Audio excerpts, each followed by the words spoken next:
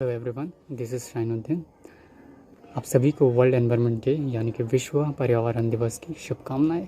Today we are going to discuss about a famous personality who is popularly known as the forest man of India.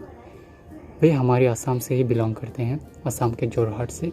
उनका नाम है जादव मोलई पायेंग। एक बार क्या हुआ, ब्रह्मपुत्र नद में हर बार बाढ़ आता है। एक बार उन्होंने क्या किया, जब वे ब्रह्मपुत्र नद के उस पार गए, पैदल चल रहे थे, जाते जाते उन्होंने एक बड़ा सा लैंड देखा। एक बड़ा सा एरिया है जिसमें बहुत सारे स्नेक सांप मरे पड़े हुए थे। तब उन्होंने सोचा कि अगर यहाँ पर पेड़ होते तो शायद ये सांप बच जाते। वे घर लौटकर फॉरेस्ट डिपार्टमेंट पर गए।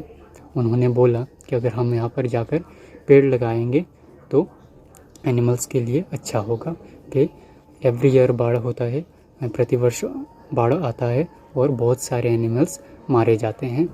तब फॉरेस्ट डिपार्टमेंट ने उन्हें यह कहकर मना कर दिया कि अब वहाँ पर पेड़ नहीं लगाए जा सकते, वहाँ पर पेड़ के लिए वो लैंड सूटेबल नहीं है। तब उन्होंने क्या किया, उन्होंने अपना एक शेड्यूल बनाया। वे डेली बेसिस पर वहाँ पर जाकर अपने घर से या फिर आसपास से पेड़ की डाली काट कर, बैम्बू लेकर और 20 मिनट तक पैदल चलते थे। 20 मिनट बाद जब ब्रह्मपुत्र नद के पास आते थे, वहाँ पर बोट लेकर वे वो नद क्रॉस करते थे। उसके बाद वे पैदल फिर से 2 घंटे तक चलते रहते थे। उसके बाद वो लैंड आता था।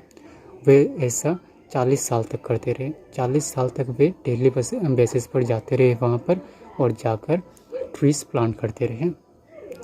ऐसा उन्होंने 40 साल तक किया।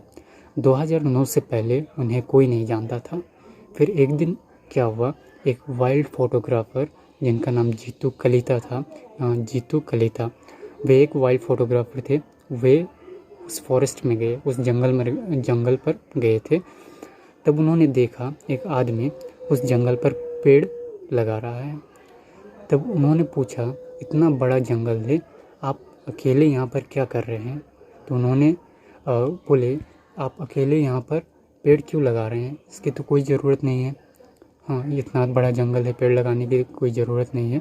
तब उन्होंने उसे उत्तर में ये कहा, उन्होंने रिप्लाई किया कि अगर मैं ये काम नहीं करता 40 साल से तो आज ये पेड़ नहीं रहता, आप यहाँ पर नहीं आते वाइल्ड फोटोग्राफी करने के लिए।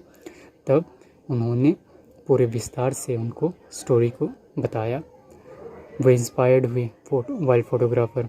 उन्होंने दूसरे ही दिन एक न्यूज़पेपर में आर्टिकल छप डाला। उसके बाद हमारा देश उन्हें जानने लगा।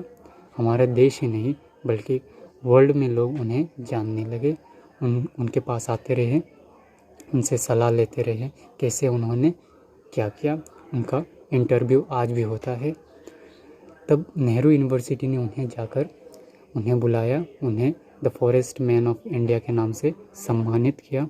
हमारे पूर्व राष्ट्रपति doctor APJ Abdul Kalam sir ने उन्हें 2.5 लाख का फाइनेंशियल हेल्प भी दिया। उसके बाद उन्हें भारत रत्न तक मिला।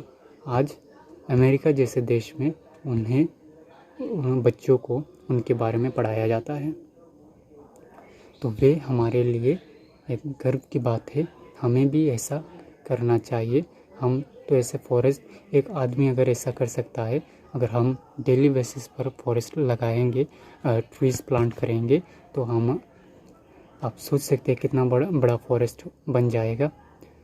उन्होंने जो फॉरेस्ट बनाया वो 550 हेक्टर्स का था, जो कि न्यूयॉर्क के सेंट्रल पार्क से ज़्यादा बड़ा था, which was bigger than the central park of New York.